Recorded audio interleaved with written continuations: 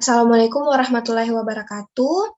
Kami uh, akan mempresentasikan tugas terkait mereview jurnal dari mata kuliah inventarisasi dan monitoring sumber daya hutan dan lingkungan. Adapun untuk jurnal yang kami pilih adalah A Regeneration Indicator for Forest Inventory and Analysis, History Sampling, Estimation, Analytics, and Potential Use in the Midwest and Northeast United States. Baik, jurnal ini membahas mengenai penelitian pengaplikasian mode analisis untuk inventarisasi dan monitoring hutan di 24 negara bagian, baik di bagian utara dan timur Amerika Serikat. Hal ini dilatar belakangi oleh tegakan-tegakan dan keadaan hutan mulai banyak mengalami perubahan yang diantaranya diakibatkan oleh stressor atau pengganggu seperti tanaman invasif, serangga, penyakit tumbuhan, serta perubahan iklim yang telah terjadi secara cukup drastis. Karena kebanyakan hutan beregenerasi secara alami, maka sangat penting jika diketahui dan melakukan analisis karakter dari hutan tersebut untuk karakter hutan pada masa yang akan datang. Berdasarkan perubahan-perubahan yang ada sehingga dapat mengetahui nilai hutan. Kemudian untuk itu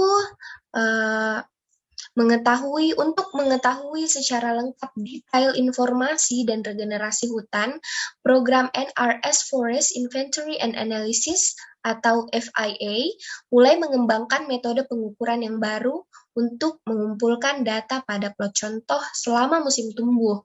Metode-metode tersebut dapat dibagi menjadi 3 tahapan. 3 tahapan tersebut akan dilanjutkan oleh teman saya.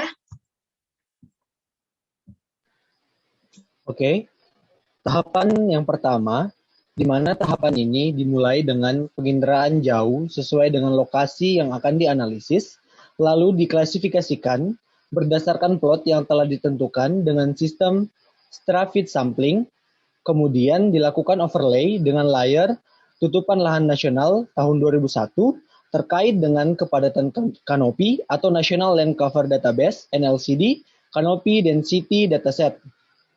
Dari NLCD, penutupan kepadatan kanopi tersebut memiliki resolusi 30 meter per pixel yang digunakan untuk mengidentifikasi lokasi klasifikasi per plot.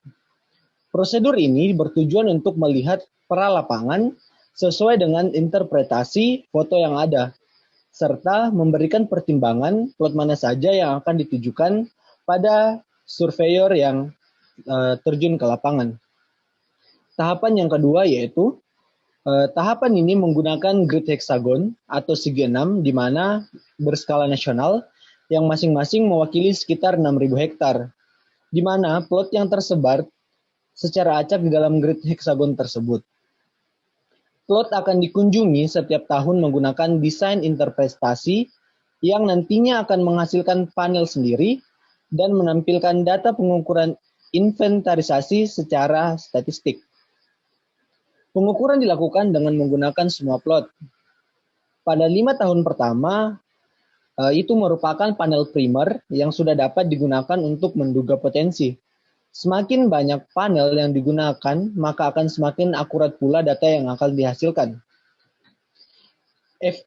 FEI menggunakan desain peta yang di dalamnya akan menginformasikan wilayah hutan dan non-hutan serta kondisi perubahan hutan, di mana kondisi hutan tersebut akan menjelaskan vegetasi yang ada di dalamnya, serta pemilik berdasarkan status wilayah hutan, pemilik hutan, tipe hutan, ukuran tegakan, jenis tegakan awal, dan kerapatan tegakan.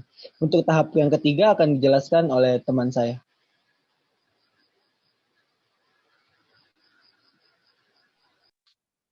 Tahapan ketiga, data ini data yang sampel dikumpulkan sebelum tahun 2012 dengan mengikutkan beberapa indikator ekologi seperti struktur vegetasi, bahan kayu bawah, keadaan tajuk pohon, kerusakan pohon, tanah, lumut, dan kerusakan ozon.